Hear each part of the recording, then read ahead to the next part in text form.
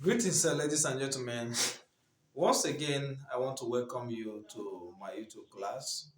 And in today's class, I want to talk about one basic concept that students normally find difficult, and that's the difference between prokaryotes and eukaryotes. The difference between prokaryotes and eukaryotes.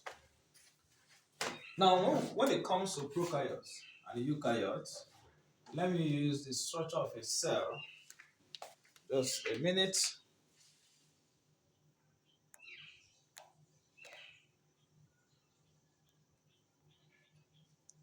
So let me use the structure of a cell to explain the basic difference between prokaryotes and eukaryotes. When it comes to eukaryotes, and before I go into talking about that, uh, one of the things I want you to understand is that every cell, be it prokaryotes and eukaryotes, are basically made up of what we call protein, nucleic acid, and protein. So this is found in every cell, nucleic acid and protein. Okay. Now, this nucleic acid, of course, is a class of macromolecule that is made up of DNA and RNA. So DNA or RNA, uh, makes up what we call the nucleic acid. So the nucleic acid can either be DNA or RNA. The combination of this nucleic acid and protein forms a structure that is called a nucleoprotein. Nucleoprotein. Nucleoprotein. So nucleoprotein is a combination of the nucleic acid and the what? Protein. Now every cell is made up of this nucleoprotein. Every cell is made up of this nucleoprotein. The nucleoprotein is found in every cell. So this is a prokaryotic cell. It has its own nucleoprotein. Then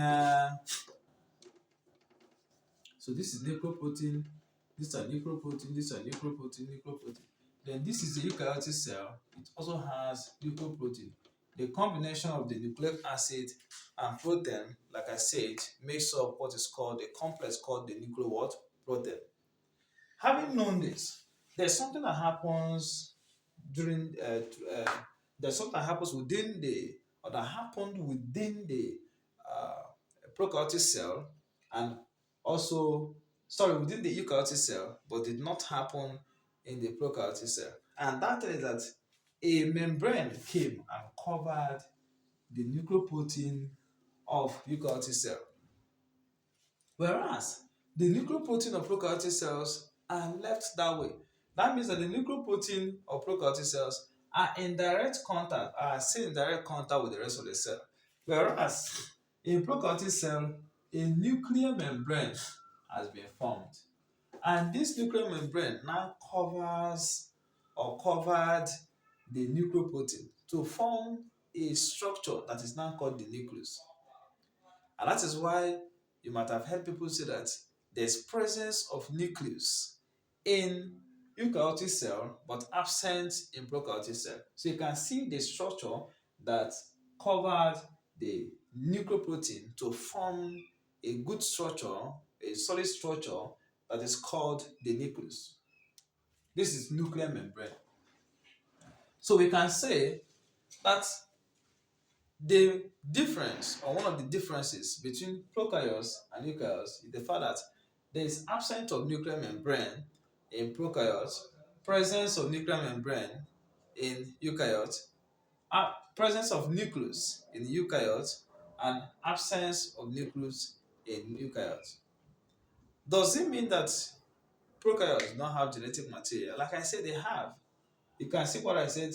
You can remember what I said, that the nucleoprotein, the nucleic acid, is the nucleoprotein is a complex of nucleic acid and protein. That means they still have uh, the genetic material. This region within the prokaryote, where there's concentration of the genetic material, is called the nucleoid. The nucleoid is called the nucleoid. This region within the prokaryote, where there's concentration of the genetic material is called, or let me say the nucleoprotein, whatever, is called the nucleoid. Don't call it nucleus. So while eukaryotes have nucleus, prokaryotes have what? Nucleoid. Another difference between prokaryotes and eukaryotes is the fact that eukaryotes are equipped with membrane-bound organelles. Membrane-bound organelles. We have organelles that are bound by sufficient membrane, and some of these organelles are endoplasmic reticulum, Golgi apparatus, uh, uh, mitochondrion, then for plant cell, chloroplast. So these membrane are sophisticated membrane, and they are found within the eukaryotic cell, but you can't see them within the prokaryotic cell. Prokaryotic cells have a way of a kind of performing the same function that some of these organelles perform in the eukaryotic cells. Even though I don't want to go into details of that, how some of these prokaryotic cells, perform the same function that some of these organelles should have performed or perform in the eukaryotic cell, they also have a way of, performing similar functions. Then another difference is in the genetic material. We are told or we know that the genetic material of prokaryotic cell is linear, of eukaryotic cell is linear, and it's usually equipped with a protein that is called histone. It's usually equipped with a protein called histone. Histone is one of the proteins, is a protein that is found within the genetic material. And the function is that it helps in binding or packaging of the genetic material. It helps in the packaging of the genetic material. Of course, you know how long the DNA can stretch. So the that protein called histone, helps in binding it at definite junctions. Then that protein is absent in prokaryotes, and of course, don't forget that prokaryotes have a spherical genetic material. The genetic material is not linear as it is in eukaryotes. Then, of course, the next difference is in the ribosome. The ribosome of a prokaryotic cell of prokaryotes is what they call 70S. It's smaller compared to the ribosome of the eukaryotic cell. So that of eukaryotic cell is 80S. 80S. That of the prokaryotes is 70S. That of the eukaryote is 80S. That S is very big. It's very big. It's very big. It's very big.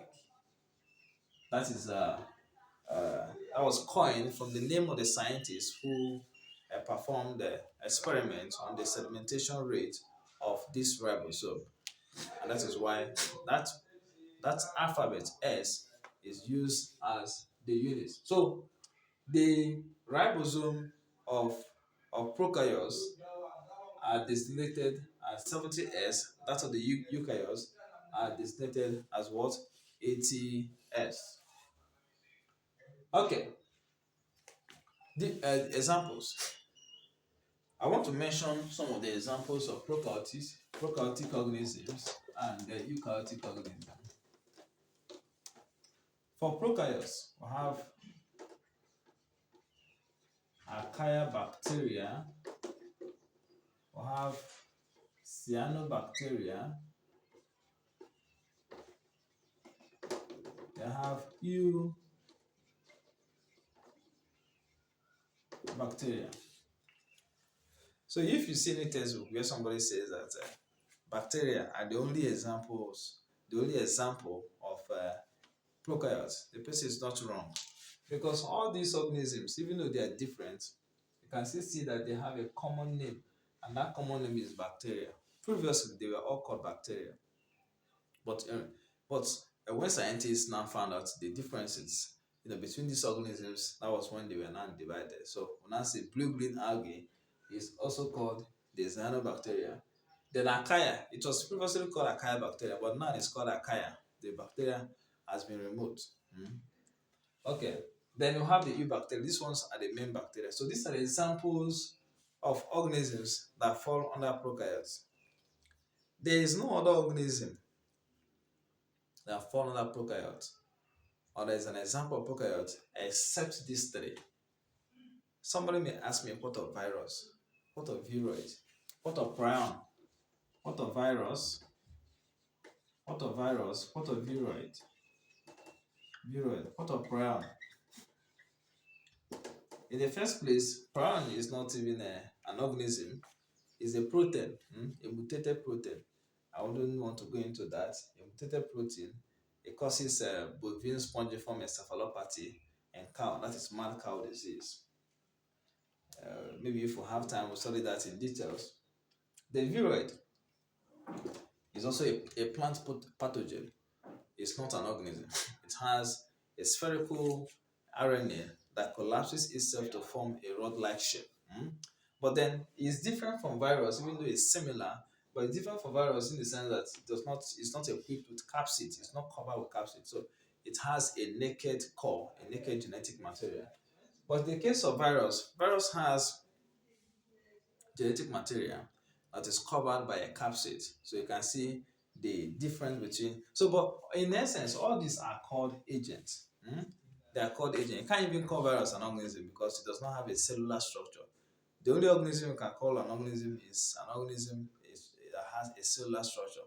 So virus does not fall in either of the two. Virus is neither a prokaryotic organism or is neither prokaryotic organism nor eukaryotic organism. So you can't call it prokaryotic organism. You also cannot call it eukaryotic organism. But with the exception of all these agents I've mentioned, and these ones, of course, are examples of prokaryotes, every other organism you can think of, both plants, animals, man, monkey, goat, cow, plant, uh, Talophytes, that is algae, fungi, bryophyta, pteridophyta, spermatophyta, all of them, every other organism. I hope you know that plants are also organisms because they have cellular structure and they are living.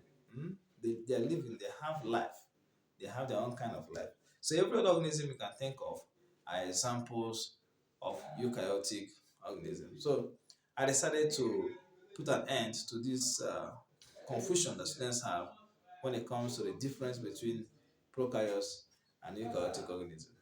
So I hope you are now clear. So I'll see you in my next class.